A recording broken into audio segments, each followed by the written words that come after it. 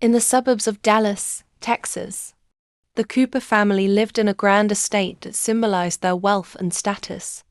The mansion had tall white pillars, vast gardens, and hallways that echoed with the laughter of two children, Ethan and Isabella Cooper. Ethan, the elder brother by 4 years, was the pride of the family. Intelligent, charming, and ambitious, he was often compared to their late father, who had built the Cooper empire from the ground up. Isabella, on the other hand, was gentle, kind, and full of dreams.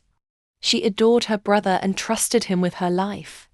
Their childhood was filled with endless summer afternoons by the garden fountain, secret midnight conversations in the attic, and promises that they would always stand by each other no matter what. Isabella never doubted her brother's love. She believed Ethan would protect her from the world. That deep inside Ethan's heart, something darker grew with time. He was ambitious, too ambitious. As their father's health declined, Ethan started to see everything through the lens of inheritance and control. The empire, the wealth, the Cooper, name it, all had to be his.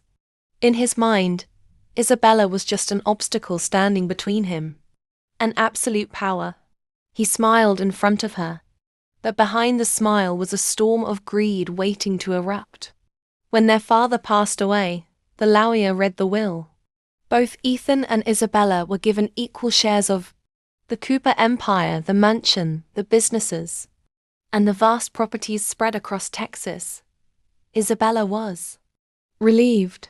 She had no hunger for money. All she wanted was the family to stay united. Ethan, however, was furious. He hid his anger behind fake kindness. But inside he swore that one day, Isabella would have nothing. Weeks later, Ethan carefully set his plan into motion.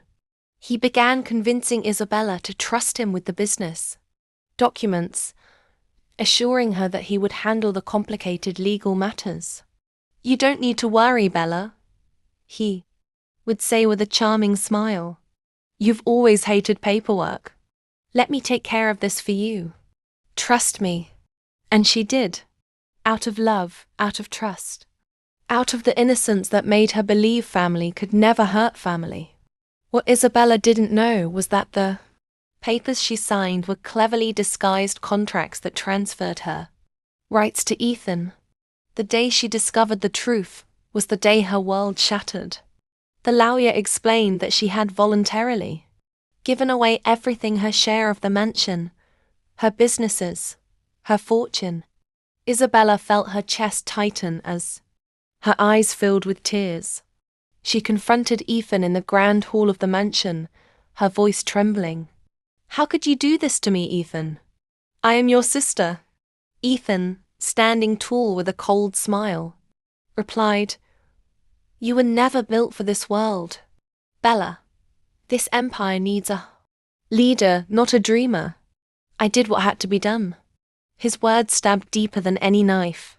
That night, Isabella packed her bags and walked out of the Cooper mansion, her heart heavy with betrayal. Ethan watched her leave, his smirk glowing in the dim light of the chandeliers. To him the game was won. To Isabella, the war had just begun. Isabella struggled in the beginning. She rented a small apartment in Houston, working multiple jobs just to survive. There were nights when she cried herself to sleep, remembering the betrayal of the brother she had once worshipped. Every time she closed her eyes, she saw Ethan's smirk and heard his cold words. But pain has a strange way of transforming people.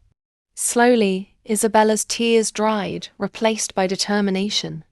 The fire of revenge began to burn inside her, and she vowed that one day she would take back everything. Not just the money, not just the mansion, but Ethan's pride, his empire, and his very soul. She began studying law at night while working during the day. She learned about business, finance, and psychology. She surrounded herself with mentors and allies who had also suffered betrayal in their lives. Year by year, she grew stronger. Her heart, once filled with innocence, became a fortress of strategy and patience. The shy girl who once trusted too easily was gone. In her place stood a woman of fire and steel. 10 years passed. Ethan was at the peak of his power. The Cooper empire was now worth billions. He was celebrated in magazines, interviewed on television, and admired by the business world. But beneath his smile, he was paranoid. He had enemies, scandals buried deep, and secrets that could ruin him if they ever came to light. And one of those secrets was walking back into his city. Isabella. No longer the fragile sister, Isabella had become a force of her own. She had built a successful company, amassed quiet influence, and even gained connections in politics and media. Her return to Dallas was not a coincidence. It was a declaration of silent awe. She started small, buying shares of Cooper Industries through shell companies, funding journalists to investigate Ethan's shady deals, and slowly stealing the loyalty of the people closest to him. Each move was calculated, each strike invisible. Ethan began to notice the cracks in his empire but had no idea who was pulling the strings. His empire, once untouchable, began to tremble under the shadow of a ghost from his past. One stormy night, the final card was played. Ethan was summoned to the same lawyer's office where he had once tricked Isabella. Expecting a routine meeting, he walked in and froze. Sitting across the table was Isabella, her eyes calm, her presence commanding. She looked nothing like the sister he had betrayed. She was stronger, smarter, untouchable. "Bella," Ethan whispered, his voice cracking. "You're alive. Successful, how?" Isabella leaned forward, her voice steady like steel. "You took everything from me, Ethan. But you forgot one thing. I was your sister. And sisters never forget." The lawyer placed the documents on the table, proof of Ethan's corruption, illegal transactions, and betrayal. His empire was collapsing, and Isabella was the one holding the final nail. Ethan's hands trembled as he signed away his control. His eyes, once filled with arrogance, now reflected fear. He had lost not just his empire but his very identity.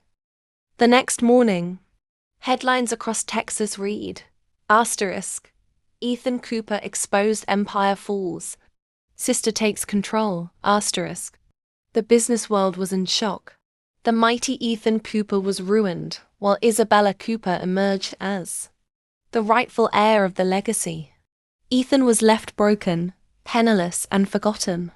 The mansion, once his pride, now belonged to Isabella.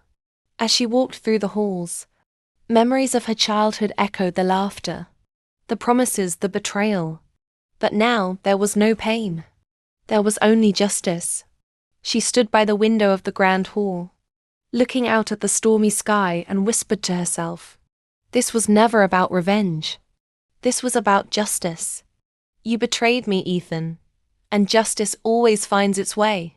And with that, the story of Ethan and Isabella became a legend, a tale whispered across Dallas about how greed destroys, how betrayal scars, and how justice, though delayed, never fails.